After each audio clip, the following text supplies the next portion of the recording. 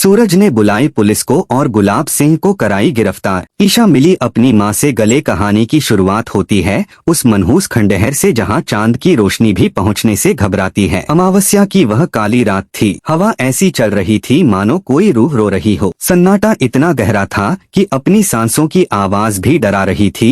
और तभी उस मुर्दा खामोशी को चीरती हुई एक दिल दहला देने वाली चीख गूंजती है। एक ऐसी चीख जिसमें बेबसी दर्द और सालों का इंतजार था। ईशा जो किसी हिम्मत के सहारे उस खंडहर तक पहुंची थी वहीं जम जाती है। उसका दिल मानो सीने से बाहर आ जाएगा। वह कांपती हुई आवाज में फुसफुसाती है, सूरज यह आवाज, यह तो मेरी माँ की है। लेकिन यह कैसे हो सकता? उसकी माँ को तो मरे हुए जमाना हो गया था। दोस्तों, क्या आप भी इस रोंगटे खड़े कर देने वाले सस्पेंस को महसूस कर रहे हैं? अगर हाँ तो इस रहस्यमयी सफर में हमारा साथ दें और तुरंत चैनल को सब्सक्राइब कर दें। ईशा की आवाज में अपनी माँ को पहचानने का यकीन था। सूरज एक पल भी नहीं गणवाता। वह उस दिशा में भागता है जहां से आवाज आई थी। सूरज अपनी पूरी ताकत से दरवाजे पर वार करता है। एक बार, दो बार दरवाजा टस से मस नहीं होता। तीसरी बार वह अपने कंधे से जोरदार टक्कर मारता है और सड़ी ढीढ़ी हुई लकड़ी डिढ़ी का चौखट टूटकर बिखर जाता है। अंदर घना अंधेरा और सीलन की महक थी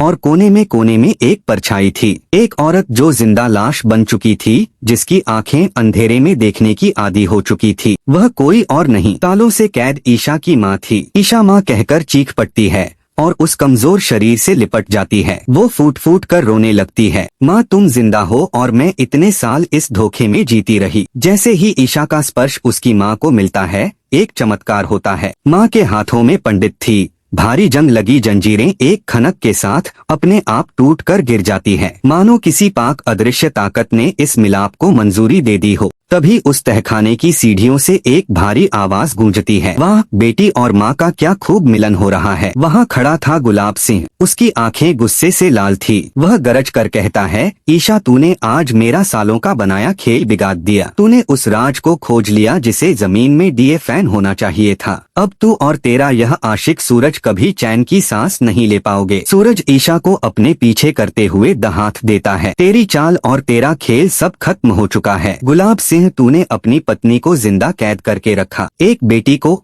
उसकी माँ से, एक माँ को उसकी बेटी से जुदा किया। अब तुझे तेरे हर पाप का हिसाब देना होगा। दोस्तों, अगर आप भी चाहते हो कि इस शैतान गुलाब सिंह का घिनौना सच दुनिया के सामने आए तो लाइक बटन दबाकर ईशा और सूरज का साथ दो। ईशा की माँ जो अब भी कांप रही थी, हिम्मत जुटाकर वह सच बताती है जिसने ईशा के पैरों तले जमीन खिसका दी। वह हाफते हुए कहती है, बेटी, यह जालिम गुलाब सिंह तेरा असली पिता नहीं है। यह सुनते ही ईशा की दुनिया घूम जाती है। वह चीख उठती है, नहीं, यह झूठ है। अगर यह मेरा पिता नहीं है तो कौन है मेरा असली पिता? कहाँ है वह? दोस्तों, यह सवाल तो ईशा के साथ साथ हम सबके मन में है। अगर आप भी ईशा के फैन हो तो चैनल को सब्सक्राइब करें, क्योंकि सच अब सामने आने वाला है। गुलाब सिंह एक जोरदार वैशी ढाका लगाता है। आहा जानना चाहती है अपने बाप का सच। वह दीवार पर लगी एक पुरानी तस्वीर को हटाता है जिसके पीछे एक लोहे की तिजोरी छुपी थी। वह उसे खोलता है और उसमें से दो चीजें निकालता है।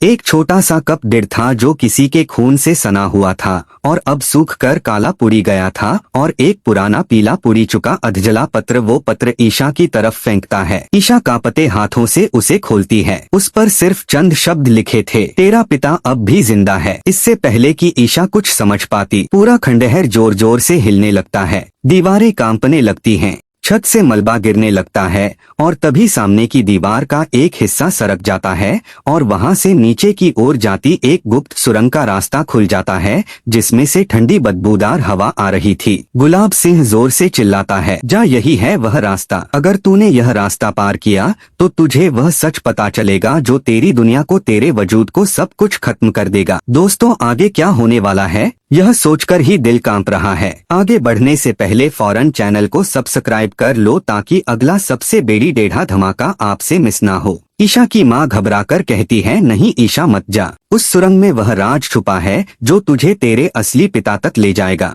लेकिन वही सुरंग मौत का रास्ता भी है। वहाँ एक साया है जो आज तक किसी को जिंदा वापस नहीं लौटने दिया। तभी अचानक खंडहर की दीवारों पर नीले रंग की आग फैलने लगती है, लेकिन उस आग में गर्मी नहीं, ठंडक थी। और सुरंग के मुहाने पर दीवार पर एक विशाल रहस्यमयी छाया उभर आती है। वह छाया हिलती है और उसमें से एक गूंजती हुई आवाज आती है, ईशा, सच्चाई हमेशा कीमत मांगती है। अगर अपने पिता की सच्चाई खोजनी है तो पहले अपनी हिम्मत का इम्तिहान देना होगा। ईशा उस साये और आग को देखकर सहम जाती है। तभी सूरज उसका हाथ मजबूती से थाम लेता है।